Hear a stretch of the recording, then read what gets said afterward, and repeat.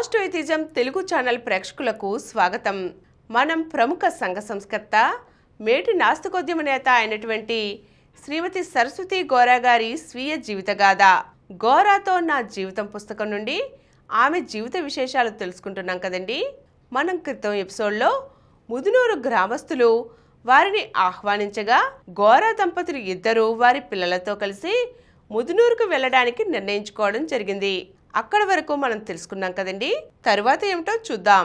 1940 August 7వ తేదీ ఉదయం మేము ముదునూరు చేరాం. ముందుగా కాకినాడ నుంచి రైల్లో గుడివాడ వచ్చాం. గోరా గారు కాకినాడ వచ్చి మమ్మల్ని తీసుకువచ్చారు.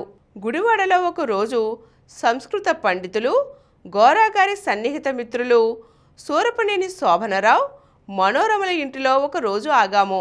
అది మంచి వర్షాకాలం. ఎడతెరిపి లేకుండా వాన కురుస్తోంది. మర్నాడు ఉదయం గుడివాడ నుండి వెంట్రప్రగడ వరకు బస్సులో వచ్చాం.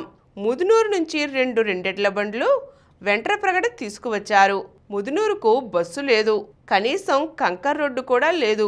వర్షం వస్తే మట్టి రోడ్ల మీద మోకాల్లోతు బురద ఉంటుంది. అంతా నల్లరేగడి మట్టి. 4-5 రోజులుగా చాలా వర్షం పడి ఉందేమో.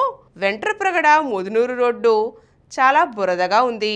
2 ఎడ్ల బండ్లకు చక్రాలు ఎత్తుగా ఉండటం, చెక్క చక్రాలకు చుట్టూ ఇనప రింగు వేయడం చేతను, 2 ఎద్దులు బలంగా లాగడం చేతను బురదలో కూడా ఆ బండ్లు పోగలుగుతాయి. అందులో మేము కూర్చుని ముదునూరు వెళుతూ ఉంటే మధ్యలో బురదలో బండి పూడుకుపోయినప్పుడు చక్రాన్ని గట్టిగా తోసేవాళ్ళు. ఇదంతా మాకు చాలా క్రొత్త అనుభవం. పిల్లలకు చాలా సరదాగా ఉంది. దారికి 2 వైపులా వరి పొలాలు. మన దేశంలో 190 మంది పల్లెటూర్లలోనే నివసిస్తున్నారని పిల్లలకు లోగడ చెప్పి ఉంచాం కనుక వాళ్ళకిదంతా సరదాగా ఉంది. మొట్టమొదటి రోజున అంజయ్య గారి ఇంటి వద్ద భోజనం. మాకు బస కోసమని కొత్తూరులో కొల్లి వీరయ్య గారి ఇంట్లో ఒక విడిగా ఉండే ఇల్లు తీసుకున్నారు. మొట్టమొదట 3 నెలలు ఉండటానికి ఆ ఇల్లు ఇచ్చారు. ఒకటి పెద్ద హాలు, ఒక వంటగది, ఇంటికి ముందు అరుగు. వీరయ్య గారి అబ్బాయి కొల్లి రామచంద్రరావు బందరులో గోరా గారికి డైరెక్ట్ గా బోటనీ విద్యార్థి. అసలు ముదునూరులో గోరా గారి ఉపన్యాసం ఏర్పాటు చేసింది కూడా ఆయనే. ఆయన ఇంటర్మీడియట్ పూర్తి చేసుకుని డాక్టర్ చదువుకు వెళ్లారు. తరువాత ఆయన పెద్ద డాక్టర్గా పేరు పొంది హైదరాబాద్లో స్థిరపడి ఆంధ్రప్రదేశ్ గవర్నర్కి చాలా కాలం వైద్య సలహాదారుగా ఉండేవారు. ఆ ఇల్లు మాకు ఊరికనే ఉండటానికి ఇచ్చారు. గ్రామస్తులే రోజు పాలు మజ్జిగ పంపించేవారు. అలాగే ప్రతిరోజు తాజా కూరగాయలు వస్తూ ఉండేవి. 15 రోజులకొకసారి వడ్లు దంపించి బియ్యం ఇచ్చేవారు. 3-4 రోజులకు వెన్న కాచిన నెయ్యి ఇచ్చేవారు. ఇంట్లో నేలంతా మట్టితో అలికింది. మాకు అన్నీ కొత్తే, అయినా ఎంతో సంతోషంగా ఉండేది. వీరయ్య గారి ఇంటిలో బావి ఉప్పు నీళ్ల బావి. ఒక ఫర్లాంగ పైగా వెళ్ళి మంచినీళ్లు తెచ్చుకోవాలి. నేను, మనోరమ, లవణం తెచ్చుకునేవాళ్లం. వర్షానికి బురదలో నీళ్లు మోసుకు వస్తూ కాళ్ళు జారి పడిపోతే గ్రామస్తులు కొందరు సుకుమారంగా పెరిగిన వాళ్లకు ఎందుకీ కష్టాలు అనేవాళ్లు. కానీ మేము వీటిని కష్టాలు అనుకునేవాళ్లం కాదు. కాలు జారి పట్టడం కూడా సరదాగానే ఉండేది. ఒళ్ళు బట్టలు బురదైతే హోలీ రంగులు కొట్టుకున్నట్లుగా ఆనందంగా ఉండేది. మళ్ళీ వెనక్కి నూతి వద్దకు వెళ్లి నీళ్లు తెచ్చుకునేవాళ్లం. ఊళ్ళో బావులన్నీ నేలతో సమానంగా ఉండేవి. బావి మీద ఒక పెద్ద కర్ర వేసేవారు. బావి ఒడ్డున ఒక కాలు, చెక్క మీద ఒక కాలు పెట్టి 2 కాళ్ల మధ్యలో క్రిందుగా బావి ఉంటే కడవతో కానీ బొక్కినతో కానీ నీళ్లు తోడుకునేవాళ్లం.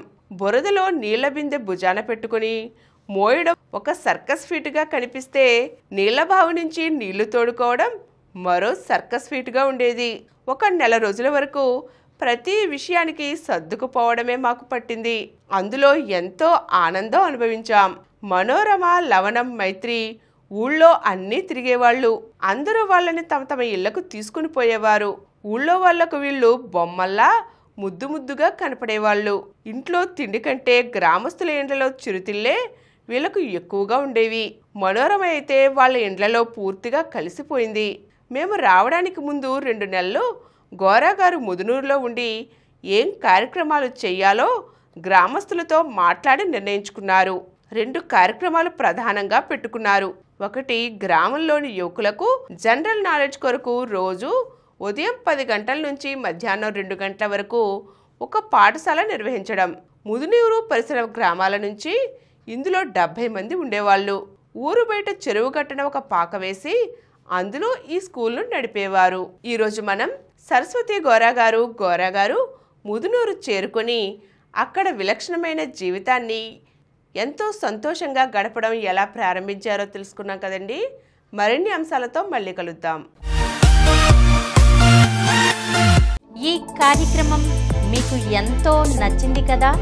ఇటువంటి మరిన్ని వీడియోల కోసం అనతి కాలంలోనే 20 కోట్లకు పైగా వ్యూస్ సాధించిన సమరం ఛానల్ సమర్పించు పాజిటివ్ ఎథియిజం తెలుగు ఛానల్కు సబ్స్క్రైబ్ చేయండి, లైక్ చేయండి, మీ ఫ్రెండ్స్కి షేర్ చేయండి.